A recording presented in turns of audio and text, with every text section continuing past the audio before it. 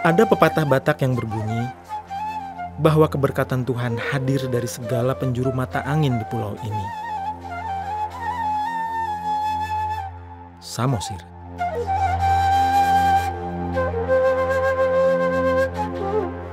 Pepatah ini memang benar adanya. Samosir diberi keberkatan yang luar biasa.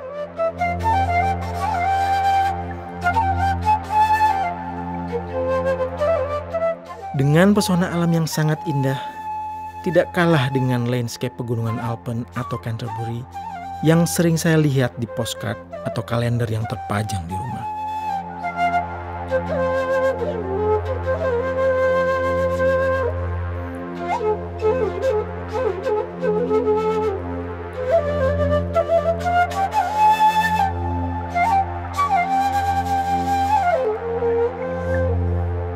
Samosir juga memiliki riwayat sejarah kepurbakalaan yang masih terawat. Tidak banyak peninggalan megalitik di Indonesia, karena peninggalan megalitik biasanya akan berkorelasi dengan aliran kepercayaan masyarakat setempat.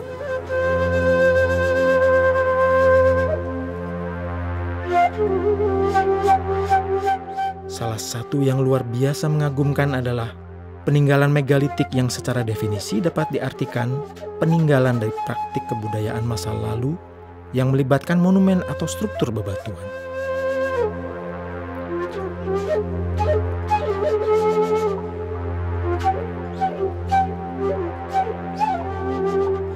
Saya, Adi Surjana, arkeolog, akan menyusuri Samosir dan jejak peninggalan megalitik yang ada di dalamnya.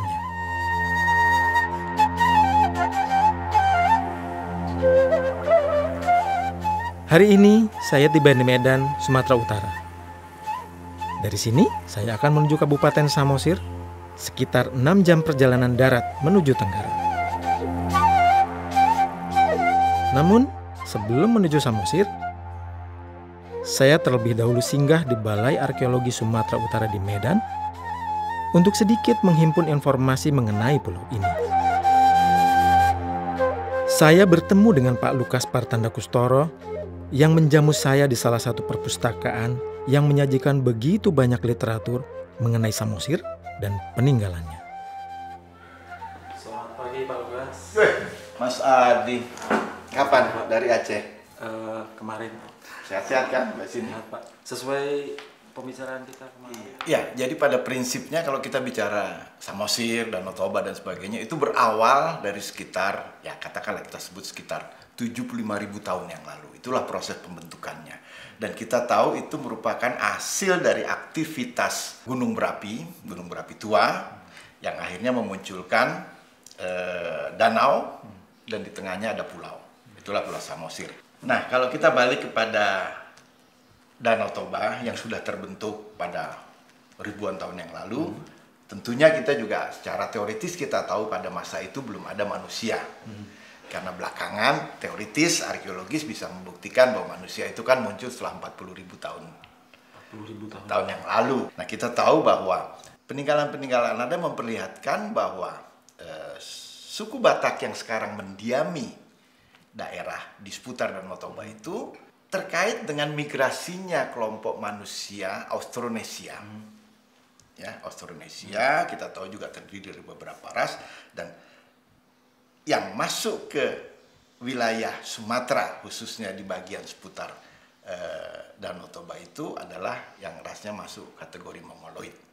Kalau menurut legenda, jadi artinya menurut cerita rakyat, bahwa orang Batak pertama yang muncul di sana itu memang diturunkan oleh sang penciptanya itu di puncak Pusuk Buhit, di puncak Gunung Pusuk Buhit. Itulah awal mulanya kelompok masyarakat Batak ada di wilayah sana, Cianjur mula-mula. Dan dalam cerita si Raja Batak, artinya orang pertama yang diturunkan di Pusuk Buhit itu bertempat tinggal di sana. Kampung awal orang Batak itu ada di Cianjur mula-mula. Nah, kalau sekarang sebagian besar penduduk Batak itu di seputar Danau Toba menganut agama Kristen, tapi kepercayaan lama dulu itulah yang kita sebut dengan kepercayaan megalitik. Jadi artinya kepercayaan yang memuja nenek moyang. Pak Lukas memberikan asupan informasi tambahan selain yang saya pelajari dari literatur yang kami miliki. Saya tidak sabar untuk segera tiba, menyusuri 6 jam perjalanan dari kota Medan menuju salah satu pulau danau terbesar di dunia ini.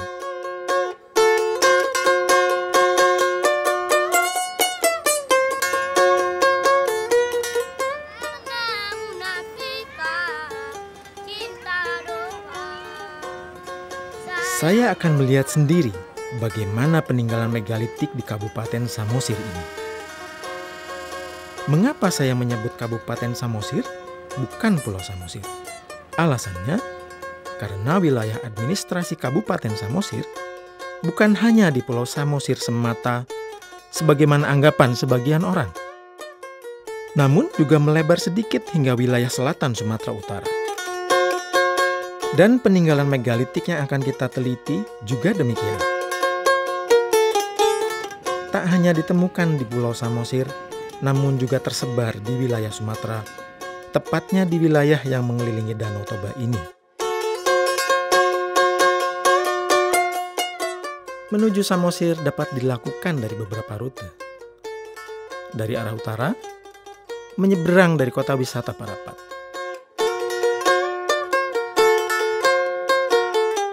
Atau bisa juga memutar dan menyusuri lekukan Gunung Pusuk Buhit di selatan Samosir.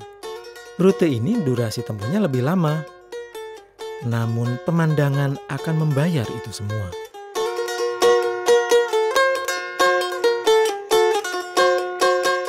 Pulau Samosir ini dulunya menyatu dengan Sumatera di wilayah selatan. Namun, di masa kolonialisme, Belanda membangun kanal untuk memudahkan mobilitas kapal yang beroperasi di danau ini.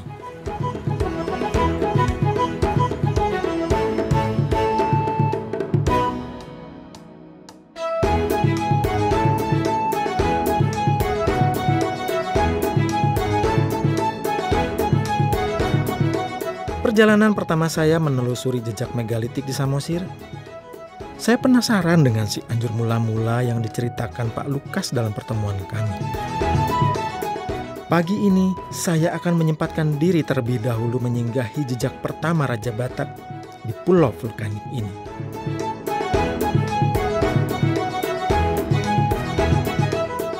Di kawasan ini, tepatnya di Kampung Sigulati, bersemayam Guru Tatia Bulan, salah satu dari 2 anak si Raja Batak yang menjadi nenek moyang seluruh generasi Batak saat ini. Sana maupun dia uraki. Urang atus doa susu salelengan. Nang marningot aku alepun.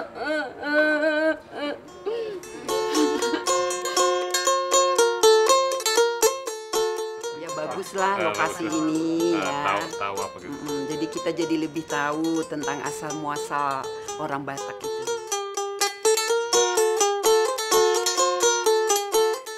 Guru Tatia Bulan memiliki 5 anak laki-laki dan 5 perempuan yang melahirkan generasi pemimpin ras Batak dari generasi ke generasi hingga kemudian berakhir di Sisingamangaraja ke-12 sebagai Raja Batak terakhir yang kita kenali namanya dalam buku pelajaran sejarah, yang teguh mempertahankan wilayah dari jajahan Belanda.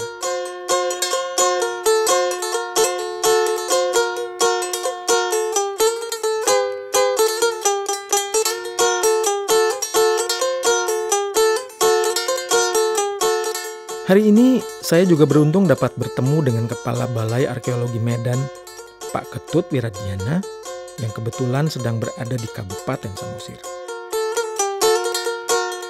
Ditemani pula oleh pihak Dinas Kebudayaan dan Pariwisata Samosir, hari ini mereka memiliki agenda untuk mengunjungi dan mendata sebuah peninggalan berupa sarkofagus di wilayah Dolok Sanggul. Wilayah ini kami tempuh dari kawasan hutan wisata Tele.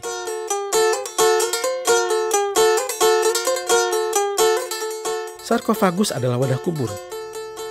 Secara garis besar, terdiri dari bagian wadah untuk penyimpanan mayat.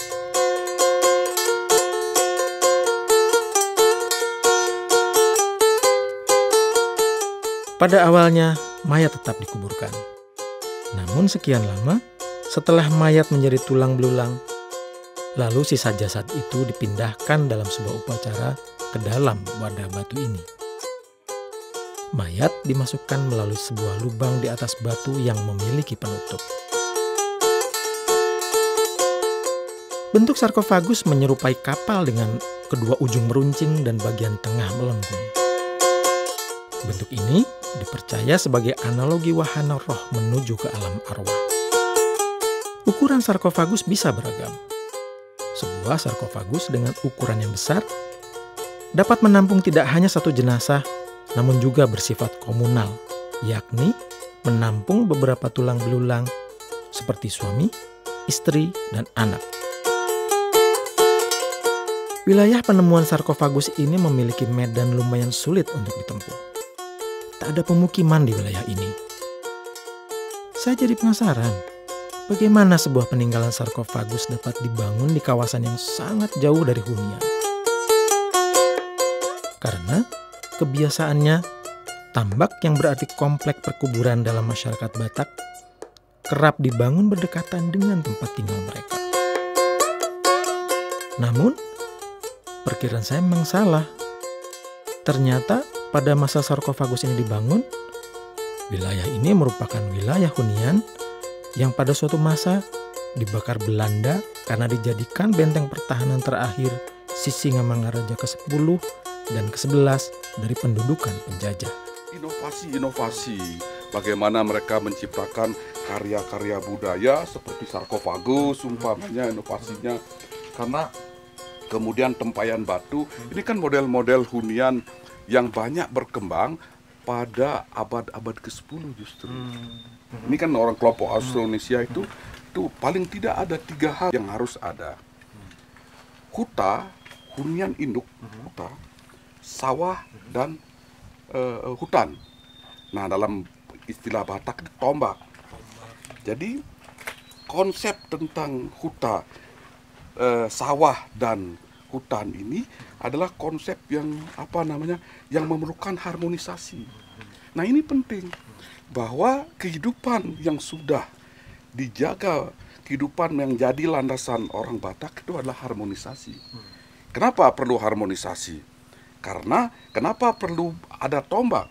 Karena tombaklah menjaga air untuk pertanian, untuk menghidupi mereka. Nah, simbol-simbol seperti muka manusia, kedok manusia itu kan populer pada budaya Dongson. Budaya Dongson berkembang ke Indonesia dalam tanda petik, tapi belum begitu pasti. Itu paling tua awal-awal Masehi katanya. Tapi kenyataannya bahwa sekitar 1000 tahun yang lalu berkembang pesat sekali di seluruh Indonesia. Nah, kalau di Batak sendiri yang Dongson apa? Rumah adatnya itu tipe Dongson. Kemudian ada pola hias yang pakai bulu-bulu di rumah adat itu juga gaya Dongson.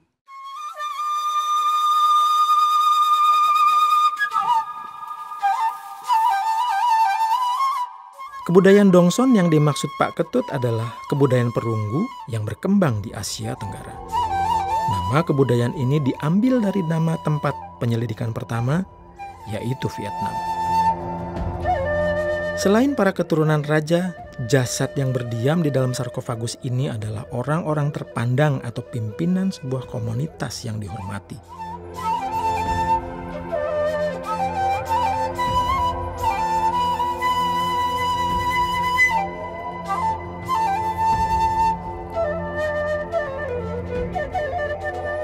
Beberapa sarkofagus memiliki pahatan-pahatan baik yang terdapat di depan wadah maupun di belakang tutup yang merupakan penggambaran orang yang memiliki hubungan sangat dekat dengan si mati. Hal ini dapat kita lihat di beberapa peninggalan sarkofagus lain seperti di wilayah Hariara Pohan, Kecamatan Harian.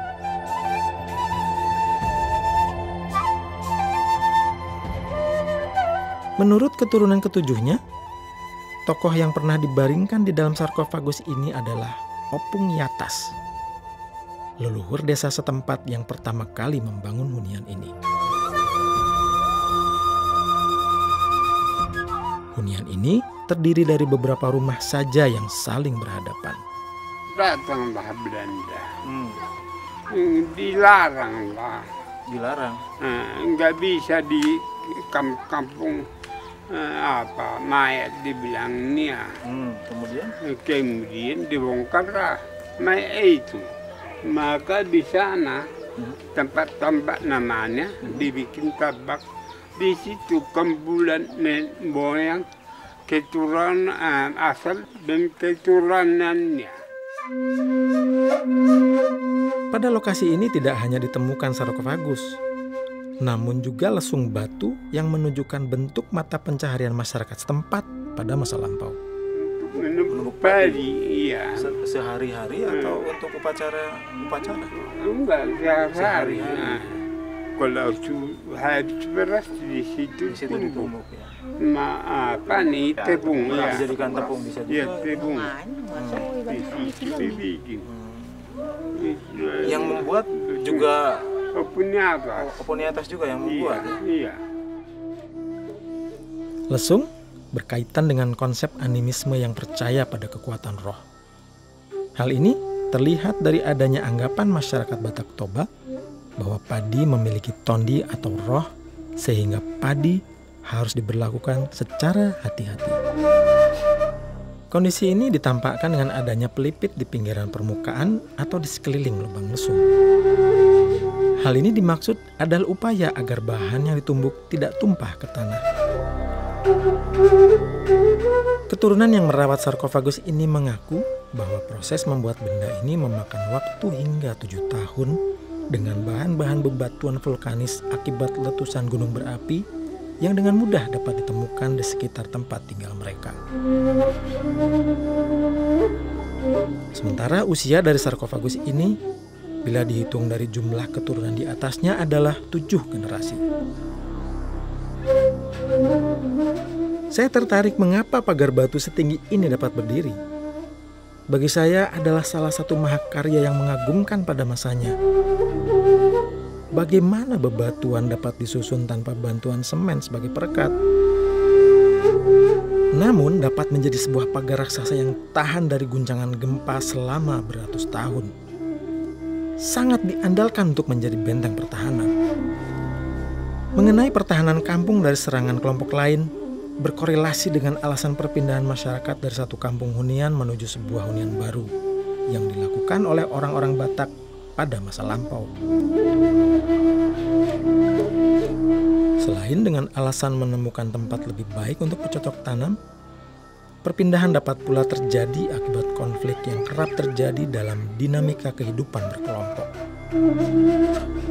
Dalam kehidupan sosial, serangan antar kelompok dapat terjadi kapan saja. Sehingga sebuah pertahanan yang baik adalah keniscayaan. Selain memanfaatkan batu vulkanis yang ada, pertahanan juga dapat dibuat dengan bambu-bambu atau memanfaatkan kontur tebing yang tersedia secara alamiah di lokasi tersebut. Hal itu saya temui di situs kubur pahat batu dan pagar batu di Huta Pagar Batu yang terletak di Desa Perdomuan, Kecamatan Simanindo.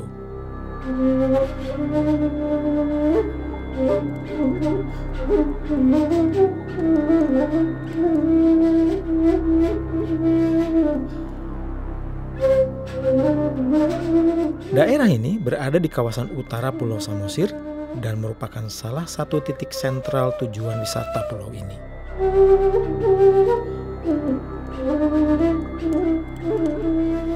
Horas.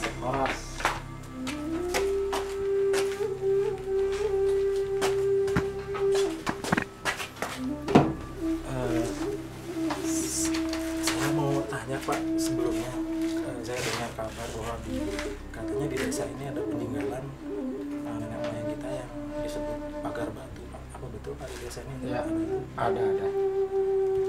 Saya istirahat dulu aja sebentar juga di sini. Ya. Bu, boleh saya pesan kopi Bu, satu? Ya, terima kasih Bu. Jadi Pak, apakah di sana itu ada penduduk setempat yang bisa saya jumpai untuk menunjukkan jalan di pagar batu itu Pak? Ada, kebetulan Pak Parman sama Pak Kades kebetulan di bawah mengawasi pembuatan jalan di bawah. Pak Parman itu penduduk di sana? Ya, penduduk di kampung itu. Di kampung itu. Itu nama kampungnya apa Pak? Pagar Batu. Kampung Pagar Batu ya. Saya minum dulu ya Pak. Ya, minum kopi.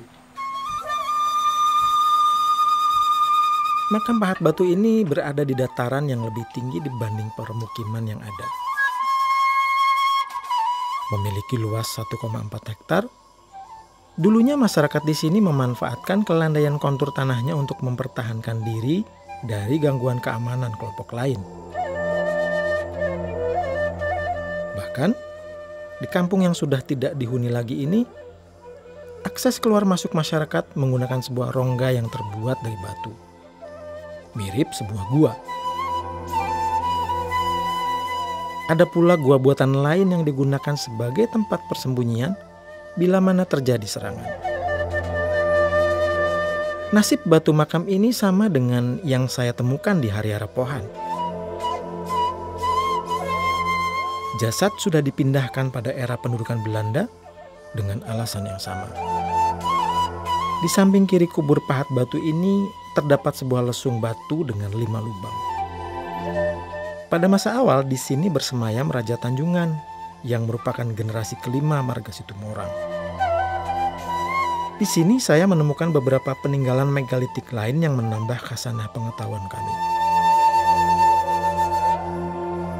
Tempat saya berdiri ini adalah batu persembahan.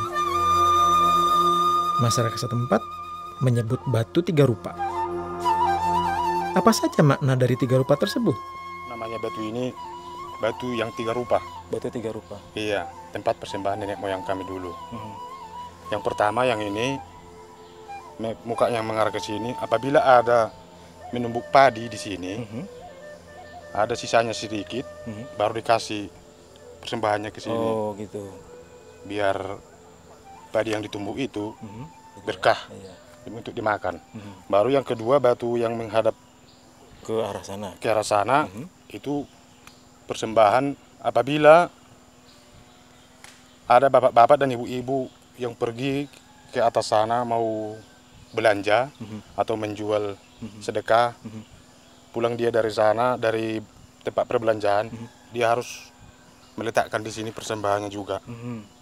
Baru batu yang sebelah timur, mukanya yang sebelah timur ini, betul, ke timur betul.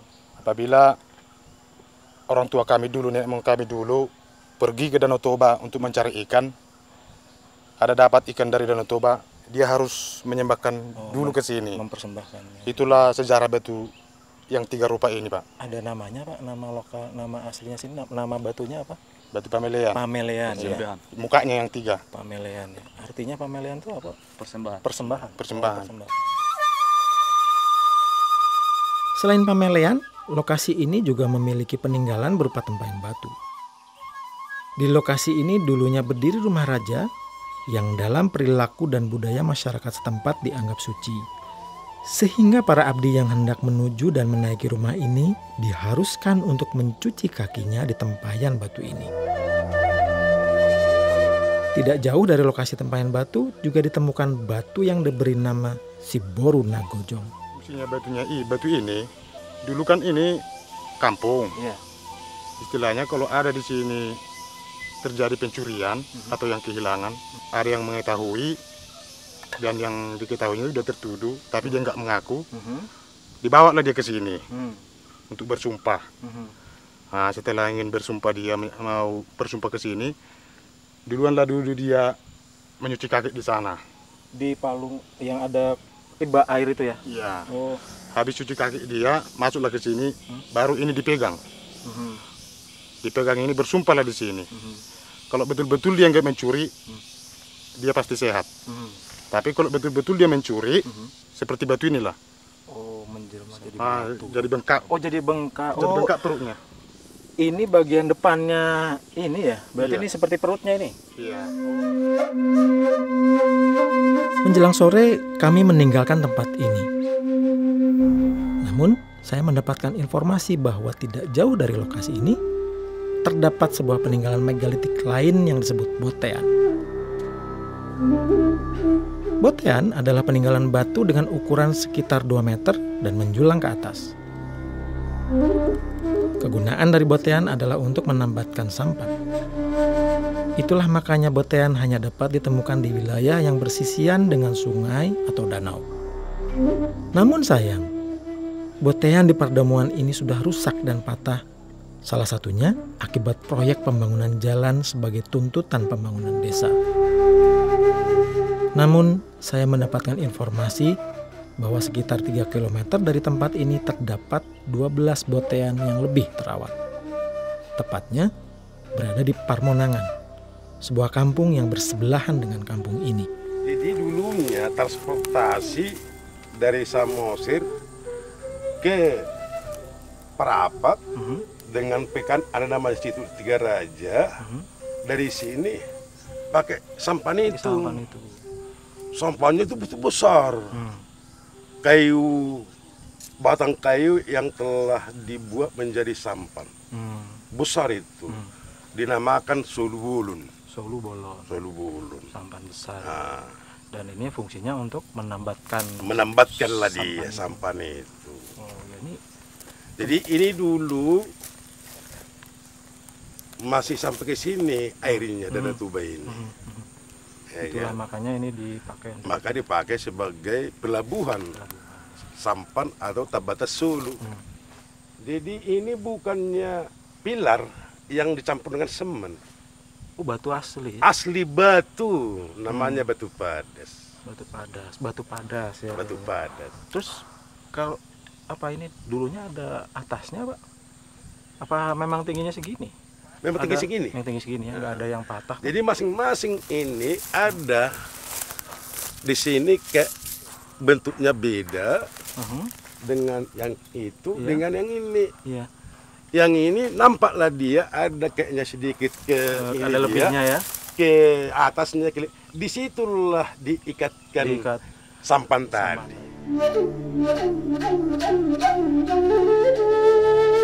Usia Botean ini masih dapat dihitung dengan jelas oleh Pak Erson, generasi pewaris lahan di mana Botean ini berada.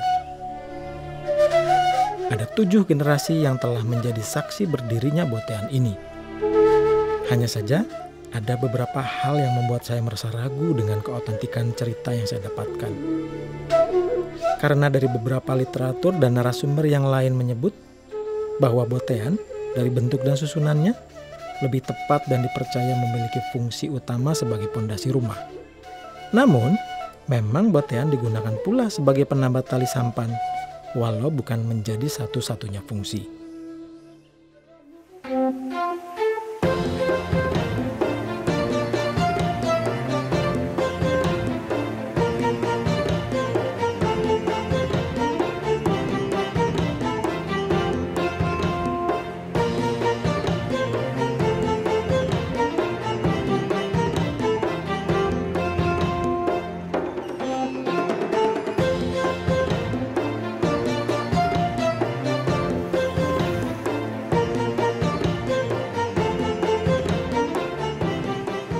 Tomok adalah pusat perdagangan di wilayah utara Samosir. Kapal penyeberangan dari Parapat berlabuh di sini dan para wisatawan disambut dengan beragam hasil kerajinan tangan terampil masyarakat Samosir. Tak jauh dari sini ada sebuah peninggalan sarkofagus Raja Sidabutar pertama dan batu pertemuan. Horas Pak, selamat datang. Bapak dari mana? Saya dari Bapak. Upacara itu sebenarnya itu pembagian jambar. Jambar itu adalah patungan daging hewan yang dikorbankan dalam acara adat budaya, pernikahan, atau kematian, atau acara adat mengambil tulang belulang, apa saja. Dan lokasi upacaranya memang sejak dahulu di sini. Jadi kenapa dia sekarang ini dibuat seperti ini? Nah, acaranya itu bukan di sini, tapi pada tempat-tempat tertentu. Tempat-tempat tertentu. Nah, cuman ini menggambarkan situasi upacara adat itu. Dan yang berjajar di sebelah kanan itu adalah mencerminkan tokoh-tokoh masyarakat, tokoh kepercayaan, tokoh adat, raja dan ratunya. Yang diberi jambar itu ya? Ya, jambar-jambar yang utama.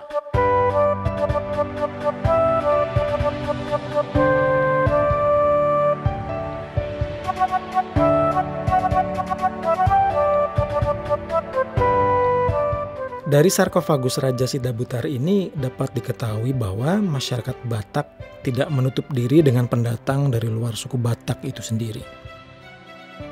Hal ini dapat dilihat pada satu pahatan di makam Raja Sidabutar pertama, di mana tokoh yang dipahatkan yang biasanya adalah kerabat dekat yang bersangkutan. Namun pada sarkofagus ini terdapat sosok pemuda berpeci,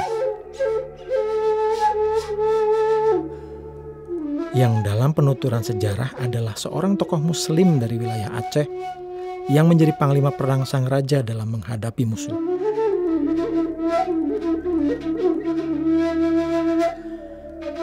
Hal yang juga dapat dilihat dari peninggalan sarkofagus Raja Sidabutar terakhir yang berlokasi tidak jauh dari makam ini. Terdapat 2 ekor gajah yang mengapit makam ini. Pelibatan fauna dalam peninggalan megalitik dapat ditemukan di beberapa situs. Hewan-hewan dapat berupa gajah, ular, singa, cicak, dan lain sebagainya. Posisi cecak dapat dikatakan sebagai kemampuan orang Batak dalam beradaptasi sehingga mereka dapat melekat di mana saja. Sementara gajah dan singa-singa dianggap sebagai simbol penolak bala.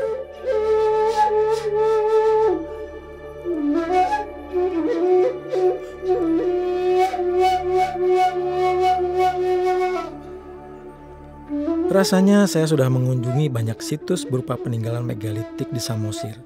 Namun, saya ternyata masih belum mengunjungi satu lokasi lagi yang menurut saya tidak kalah penting dalam riwayat peninggalan megalitik di Samosir. Batu persidangan di Huta Sialagan. Peninggalan ini terdapat di sebuah kampung kuno di Desa Ambarita. Dilengkapi dengan banyak patung yang dipercaya sebagai penjaga keamanan huta yang disebut Pangulu Balang. Dalam prinsip mitos, patung-patung ini akan menjaga kampung dari kekuatan jahat dari luar. Saya tidak sabar menunggu pagi untuk dapat sampai ke sana.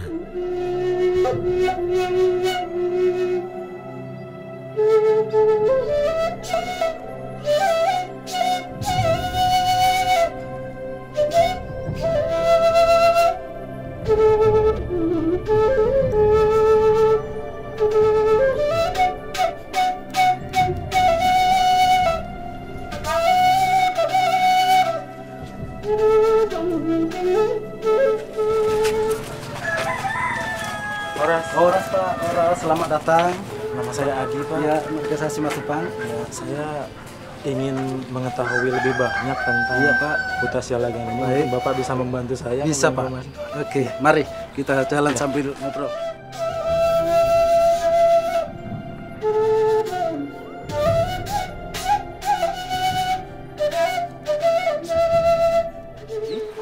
Ke 500 tahun yang lalu, ini digunakan raja sebagai tempat untuk musyawarah-musyawarah antar mereka ya, tapi kini yang paling sering digunakan adalah tempat untuk persidangan. Maka dia diberi nama batu persidangan. Ya, makanya jangan heran kalau kenal orang Batak banyak sekarang yang menjadi pakar-pakar hukum. Memang kalau saya berpikir dari faktor keturunan, ya, dari 500 tahun lalu orang Batak sudah mengenal itu. Iya, ya. Jadi alasannya kenapa ini disebut dengan batu persidangan? Karena waktu zaman dahulu, waktu orang Batak masih animisme, ya, di sini katanya juga sering terjadi peperangan antara kampung atau antar raja gitu. Nah, jadi kalau raja itu menangkap musuhnya, lalu ditangkap, dan setelah tangkap lalu dia dipenjarakanlah di bawah kolong rumah raja, dipasung di sana. Kenapa ditaruh di bawah kolong rumah raja? Karena raja ada alasannya. Karena atas kesalahan dia, maka dia nggak dianggap manusia. Bahwa dia sudah dianggap seperti binatang. Karena di kolong rumah adalah tempat untuk binatang. Untuk menyedang orang yang bersalah ini tidak dapat dilakukan setiap saat. Namun ada hari-hari tertentu yang dianggap hari yang baik dan tepat untuk melakukan persidangan. Penentuan waktu tersebut ditentukan oleh seorang datu atau dukun. Simbol dari dukun tersebut dapat dilihat di bawah pohon hariara yang tumbuh menaungi batu persidangan ini. Ada 3 kesalahan yang mendapatkan hukuman terberat, yakni pemancungan. Kesalahan tersebut adalah bila yang tertangkap merupakan panglima dari kelompok musuh atau seseorang dari kubu sendiri namun melakukan pengkhianatan. Dan terakhir adalah pelanggaran yang mengusik privasi raja, yakni bila mengganggu istri Raja Sialagan. Hukuman ringan lainnya seperti pencurian hanya mendapatkan hukuman kurungan atau ganti rugi. Tempat eksekusi dilakukan di sebuah lokasi khusus di tempat yang lain, namun masih berada dalam kompleks hutan ini. Orang yang bersalah dan akan dikenakan hukuman pancung terlebih dahulu akan dijamu makan, kemudian akan dibawa ke tempat pemancungan. Barulah dia diangkat, dibawalah di sini. Ini di sini ini namanya adalah batu penyiksa. Ya. Dengan posisi dia dibaringkan di sini. Kepala di sini. Melentang gini ya, contoh ya, semacam ini. Semacam gitu. ini ya. Yeah. Kenapa ditaruh di sini? Dan juga Datu juga mengatakan bahwa sebelum dipancung maka orang ini juga harus diperiksa dulu badannya. Mana tahu dia punya ilmu-ilmu kebal tadi. Lalu bagaimana Datu memeriksanya? Lalu diambillah pisau yang sangat tajam, lalu diiris-irislah ini badannya. Ya, diiris-iris. Kalau dia itu tidak terluka, itu tandanya bahwa dia masih punya ilmu tadi. Berarti dia belum bisa untuk dipancung. Ya, lalu dukun akan berusaha untuk mengeluarkan ilmu ini dengan cara diambillah tongkat ini. Tongkat raja ini, ya. Lalu diletakkan di atas badan. Ya, lalu dukun akan berkeliling di sini dengan membaca mantra-mantranya itu sebanyak 7 kali. Dia baca mantra-mantranya. Oke, setelah itu diambil tongkatnya, lalu dipukulkan ke badannya. Dipukulkan. Nah, setelah itu barulah dicoba lagi. Dia iris lagi dan ternyata berhasil. Dia sudah luka. Namun walaupun dia luka belum tentu ilmunya habis. Belum tentu. Jadi untuk memastikan kalau ilmunya habis, lalu dukun mengambil ute ya. Ute itu kalau sekarang asam lah. Asam ya. Dia dipotong lalu diperaskanlah ke badan yang luka tadi. Ya, barulah dia bersuara, menjerit kesakitan. Itu bertanda bahwa ilmunya benar-benar enggak ada lagi. Nah, setelah itu baru dia diangkat, terakhir kalinya dibawalah di sini. Di sini adalah tempat untuk pemancungan. Di sini ya. Ya, dengan posisinya seperti ini. Seperti ini ya, dengan tangan di belakangnya. Oke. Tangannya karena terikat ya. Terikat. Ya. Kemudian maaf di bawahnya ini telah disediakan kalau dulu namanya sapa. Sapa itu adalah sebuah mangkuk besar, tapi terbuat dari kayu. Itu disebut sapa namanya. Ya. Nah, itu di situ adalah untuk menampung darah tadi. Darahnya. Nah, lalu datanglah seorang ulu balangnya. Dia akan membawa golok yang sangat tajam. Lalu dia akan kalau orang Batak namanya martonggo dulu atau berdoa terlebih dahulu supaya mereka bisa memotong dia. Karena waktu memancungnya itu sekali pancung harus putus. Ya, lalu dia siap-siap begini, ya. Lalu tanpa aba-aba langsung dia pancung. Baik Pak, terima kasih banyak atas penjelasan Bapak. Terima kasih juga. Sangat menarik sekali. Peninggalan-peninggalan megalitik ini sungguh mahal harganya. Dari peninggalan yang ada di depan mata ini, kita seakan dapat menyelam ke masa lalu, mengamati perilaku dan pola budaya yang berkembang pada masa lampau, masa ratusan atau ribuan tahun yang lalu. Dan pengalaman ke masa lalu adalah sebuah ekspedisi yang sangat mahal harganya. Secara fisik perjalanan ini memang melelahkan. Namun seketika terbayar ketika permadani hijau ini menyegarkan mata kita. Biru dan beningnya permukaan danau begitu memukau. Seindah matahari pagi Samosir yang terbit malu-malu dari balik bukit.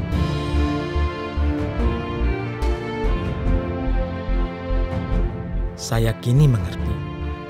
Samosir bukan hanya sekedar indah, namun lebih dari itu.